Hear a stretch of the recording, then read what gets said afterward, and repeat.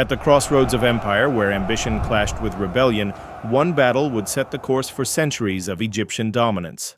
It wasn't just a fight for territory, it was a war for control over the ancient world's most vital trade routes. And it was all recorded, line by line, in stone. This is the true story of the Battle of Megiddo, a military campaign so daring, so precise, and so ahead of its time that it remains the first fully detailed battle account in human history. A teenage pharaoh, a coalition of enemies, and a decision that could have destroyed Egypt's future before it even began. Let's break down the campaign, the tactics, and the legacy of one of the most important battles ever fought. Egypt in the 15th century BC was not merely a nation, it was the superpower of the known world. Its wealth poured in from the Nile, its temples shimmered with gold, and its armies were feared from Nubia to the Levant. But even the most powerful empires are never truly secure. Beyond Egypt's northern frontier, unrest simmered in the territories of Canaan, an area critical to Egypt's trade and military logistics. At the heart of this unrest stood Kadesh, a fortified city nestled along the Orontes River. Its prince, emboldened by the growing discontent among regional lords and backed by the influential Mitanni Empire to the northeast, became the spearhead of a rebellion. This wasn't a minor uprising. It was a coordinated insurrection, involving over 150 city-states and tribal leaders who pledged to sever ties with Egypt and establish their own dominion over the Levantine corridor. Their chosen battleground was Megiddo, not just any city, but a fortress perched at the strategic bottleneck of the Via Maris, the main trade artery linking Egypt with Mesopotamia and the greater Near East. Whoever controlled Megiddo controlled the wealth of empires. And the rebels knew it. They fortified the city, gathered their coalition armies, and waited. Back in Thebes, Pharaoh Thutmose III faced his first major test of leadership. Though young, possibly in his late teens, Thutmose was no stranger to power. He had spent years as co-regent under the formidable Hatshepsut, gaining a first-hand education in both diplomacy and divine kingship. But now, with Hatshepsut gone and full authority in his hands, he needed more than political savvy. He needed to prove to Egypt and to its enemies that his crown rested on more than inherited legitimacy. It rested on military dominance. The threat at Megiddo wasn't just a challenge to Egyptian sovereignty, it was a test of imperial will, a question of whether Egypt still commanded fear and respect, or whether it had grown complacent under dynastic ritual. For Thutmose, the rebellion offered a terrible risk, but also a profound opportunity to transform himself from a ruler into a conqueror, and from a name in a lineage into a legend etched in stone. And so, the drums of war began to beat. In response to the rebellion, Thutmose III mobilized a force of over 10,000 soldiers. His army included elite infantry, archers, and charioteers, all trained in advanced battlefield tactics and equipped with bronze weapons, the cutting-edge tech of the ancient world. The march from Egypt to Megiddo wasn't just a journey, it was a logistical feat.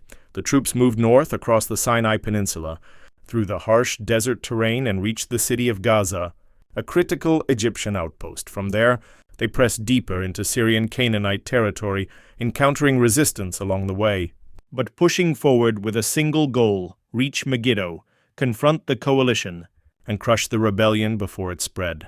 But as they approached the final stretch of their journey, Thutmose and his generals faced a critical decision: how to approach the city itself. They had three options. Megiddo lay beyond the hills.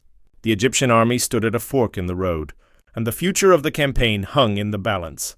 There were two wide, well-traveled routes that looped around the hills and offered safer passage to the plain outside Megiddo. These were the routes favored by Thutmose's generals, safer, more predictable, with room to maneuver chariots and troops. Then there was the third option, the Pass of Aruna. This path was narrow, steep, and extremely risky. It twisted through rugged mountain terrain, with barely enough room for two men to walk side by side, no space for chariots, no room to maneuver, and absolutely no escape if the enemy attacked from above. Every general in the royal court urged Thutmose to avoid it. Marching into the pass could mean leading the entire Egyptian army into an ambush. The risk wasn't just high, it was potentially catastrophic. But Thutmose saw something the others didn't. He realized that everyone would expect him to take the wide roads. The coalition forces would be watching those routes, ready to strike. But the Aruna Pass? That's where they'd least expect an attack, so he made the boldest decision of his career. Take the Aruna Pass. The Egyptian army began the dangerous climb through the Aruna Pass. Because of the tight space, they had to march single file, chariots disassembled, gear carried by hand or mule, scouts watching the cliffs for signs of ambush. The entire army was vulnerable. If the enemy had discovered them, it would have been a massacre. But no ambush came. By some miracle, or perhaps by Thutmose's precise timing, the Egyptian forces emerged from the mountain pass and spilled out onto the plains of Megiddo, completely undetected. The coalition army, confident in their surveillance of the two safer roads, had left themselves totally exposed. Within hours, Thutmose organized his troops into battle formations. Chariots were reassembled. Infantry and archers took position. And then, the full force of the Egyptian army charged across the field. The enemy was stunned. Their lines collapsed under the pressure of archer volleys, charging chariots, and disciplined infantry attacks. The Prince of Kadesh's coalition attempted to regroup, but panic spread like wildfire. Realizing defeat was imminent, the rebels retreated back behind the fortified walls of Megiddo. The Egyptians had won the battle, but they had not yet won the war. As the enemy fled, Thutmose gave the order to pursue them into the city, but discipline broke down. His soldiers, seeing the riches left behind on the battlefield, weapons, armor, gold, and supplies, stopped to loot the corpses and pillage the rebel camp. That one moment of greed allowed the remaining enemy forces to escape, seal the city gates, and prepare for a long siege. Frustrated but undeterred, Thutmose surrounded Megiddo.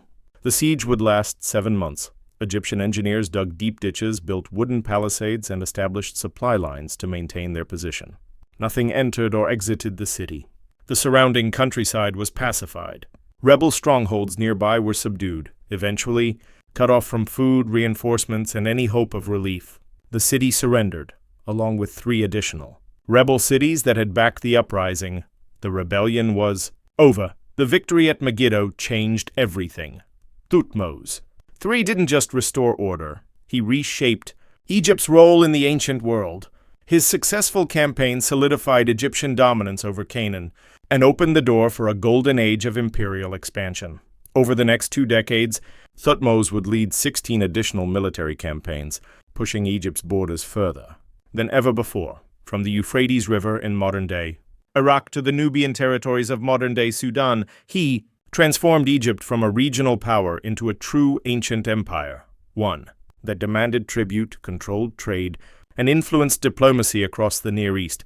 And because Thutmose had the foresight to record every detail of the Battle of Megiddo, strategies, logistics, troop numbers, routes taken, we now consider this battle the first detailed, verifiable military campaign in recorded history. His scribes chiseled the story into the walls of the Temple of Karnak, preserving it for future generations, not just as propaganda, but as a literal blueprint for warfare. The Battle of Megiddo wasn't just the story of a teenager proving himself in war. It was the moment Egypt transitioned from kingdom to empire, and where recorded military history began. A risky decision through a mountain pass, a surprise attack that turned the tide, and a siege that showed the true power of patience, logistics, and strategy. If you enjoyed this breakdown of one of history's most important battles, make sure to like the video, subscribe to the channel, and turn on notifications so you never miss another deep dive into the ancient world. We've got plenty more coming. Battles, myths, forgotten empires, and stories that still echo through history. Until next time. Remember, the past isn't just behind us. It's still shaping everything we do today.